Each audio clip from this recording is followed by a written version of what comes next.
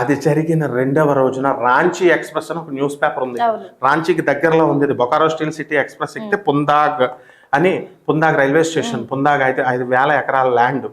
పురూలియా జిల్లాలో ఉంది, వెస్ట్ బెంగాల్లో ఉంది. మళ్ళీ ఇటు పక్కన బీహార్, ఇది మాత్రము బెంగాల్ అనమాట.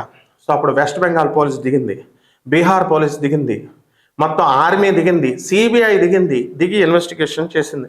అప్పుడు ఊరంతా సీజ్ చేశారు. అప్పుడు నేను స్టూడెంట్గా అక్కడే ఉన్నాను నేను. అదంతా అబ్బా ఏం బాగుంటుందంటే సినిమా, రోజా సినిమాలో చూసావా, అరవింద స్వామిని పట్టుకుంటారు, మధుబాల్ వెళ్ళి ఆ ఆర్మీ ఆఫీసులకు వెళ్ళి ఏంటి అని అంటే చుట్టూ సరౌండింగ్ ఆ విధంగా సరౌండ్ చేశారు.